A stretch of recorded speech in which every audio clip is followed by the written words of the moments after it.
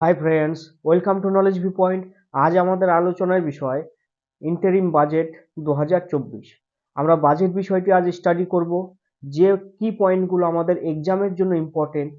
সেই সঙ্গে আমরা বাজেট বিষয়টি খুব সহজ সরল ভাষায় স্টাডি করব, যাতে সকলেই এই বিষয়টি বোঝার চেষ্টা করতে পারো, সকলের কাছে যাতে খুব সহজ হয়।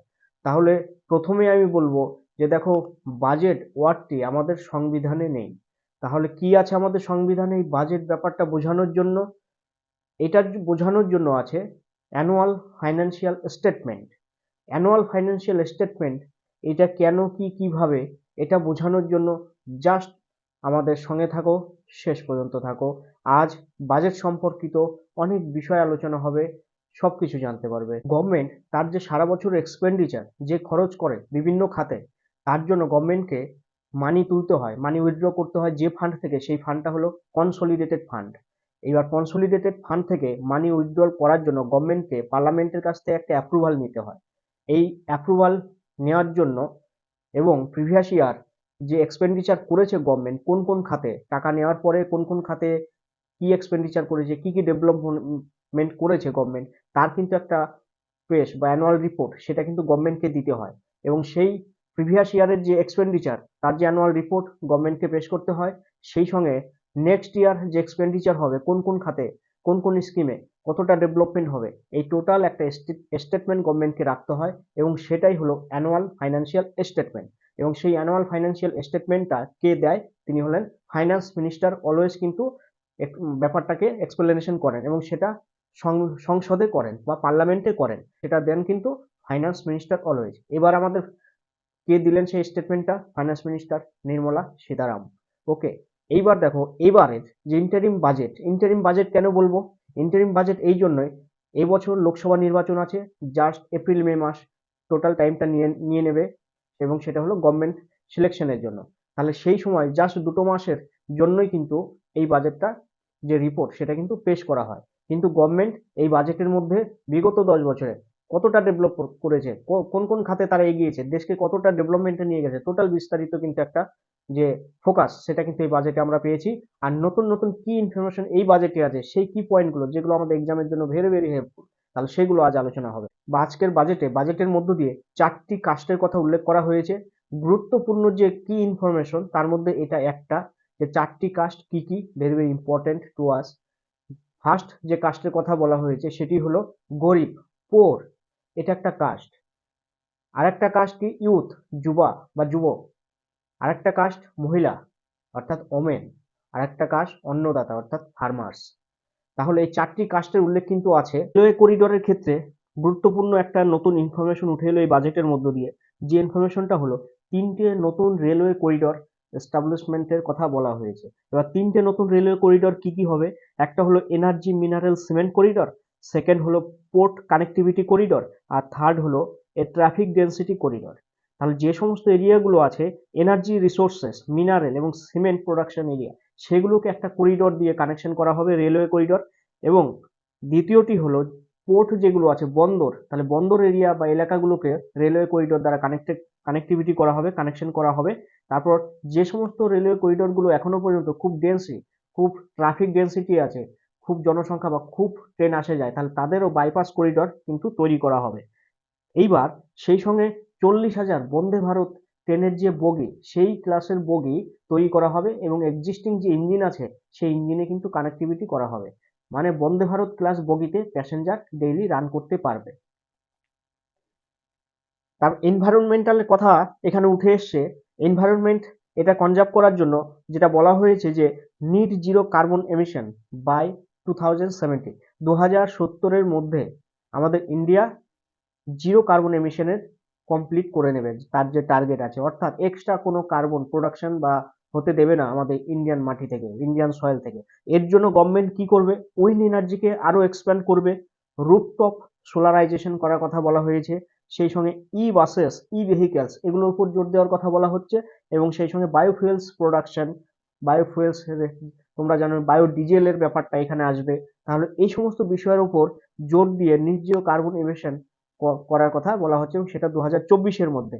এইবার রুফটপ সোলারাইজেশন, এইখানে কি করা হয়েছে? 1 crore হাউস হোল্ডকে এই ফ্যাসিলিটি দেওয়া হবে এবং এই ফ্যাসিলিটি দেওয়ার সঙ্গে 300 units per month free electricity করা হবে এই সোলারাইজেশনের স্কিমের মধ্য দিয়ে। ফ্যাক্টর অফ প্রোডাকশনের ক্ষেত্রে নিউ ফ্যাক্টরের কথা বলা হয়েছে। এই নিউ ফ্যাক্টরটা কি, সেটা হলো ডিজিটাল পাবলিক ইনফ্রাস্ট্রাকচার।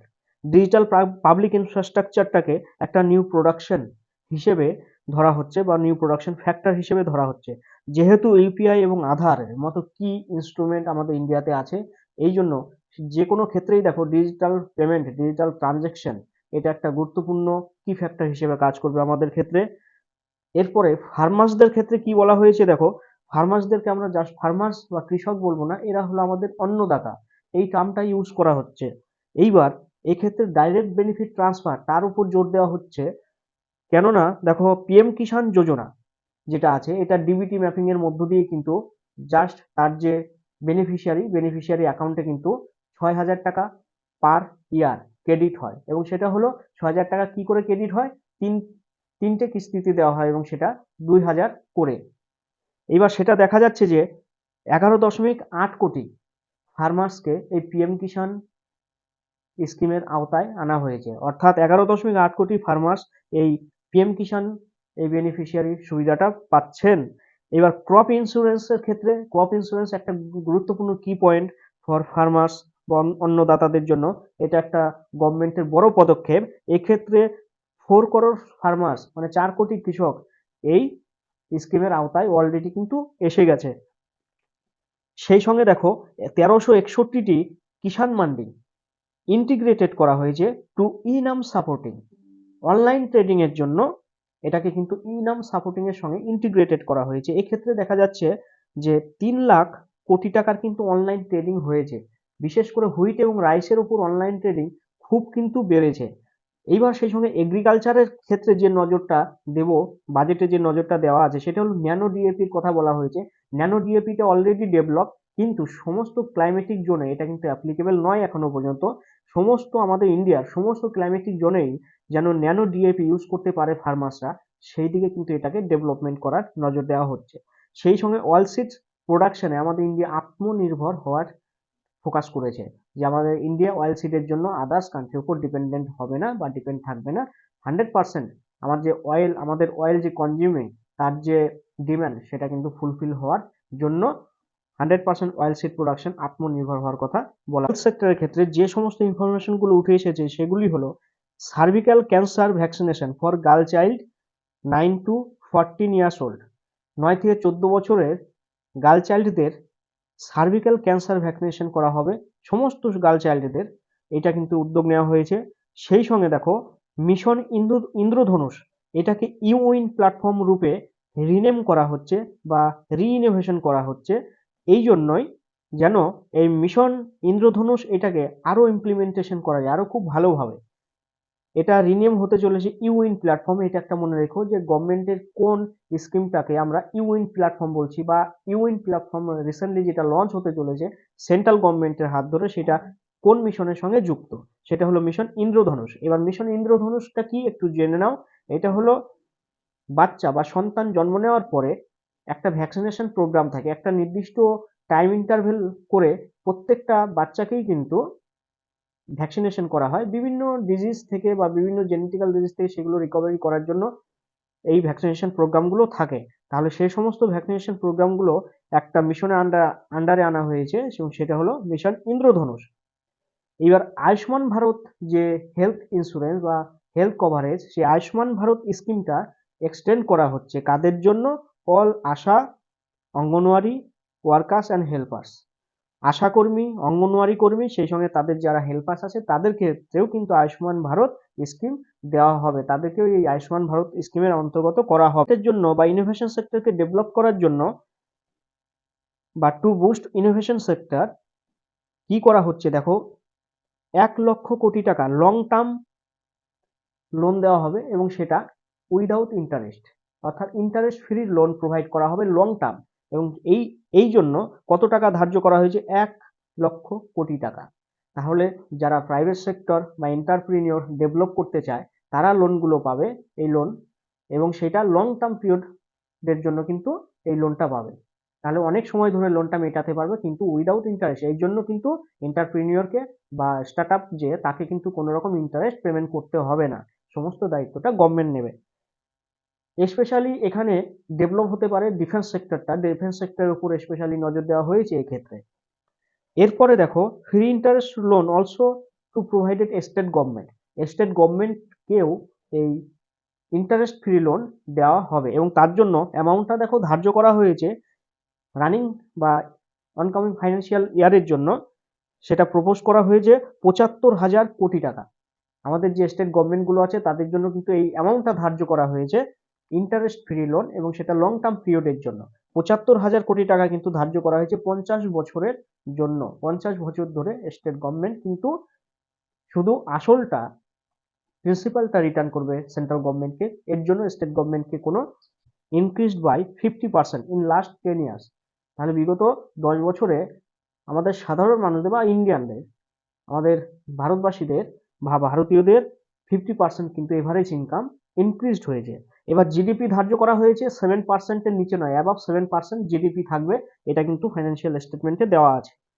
সেই সঙ্গে একটা নতুন ইনফরমেশন তোমরা পাবে, জিডিপি যেটাকে আমরা গ্রস ডোমেস্টিক প্রোডাক্ট বলি, তাহলে সেই নামটা একটা নতুন নাম হিসেবে উঠে এসে নির্মলা সীতারামনের মুখ দিয়ে, আমাদের ফাইন্যান্স মিনিস্টার, তার কাছ থেকে আমরা নতুন একটা ডেফিনেশন পেলাম সেটা জিডিপির। সেটা ডেফিনেশনটা দেওয়া হয়েছে governance, development and performance. Very very important কি পয়েন্ট, যে জিডিপির যে নিউ ডেফিনেশন সেটা কি বলা হয়েছে, যে গভর্নেন্স, ডেভেলপমেন্ট, পারফরমেন্স। 2047 সাল এর মধ্যে আমাদের ইন্ডিয়াকে ডেভেলপড কান্ট্রি হিসেবে আত্মপ্রকাশ করানো হবে, এবং আমাদের ইন্ডিয়া হবে ডেভেলপড ইন্ডিয়া বা উন্নত দেশ, উন্নত ভারতবর্ষ, উন্নত ইন্ডিয়া, অর্থাৎ ডেভেলপড কান্ট্রি।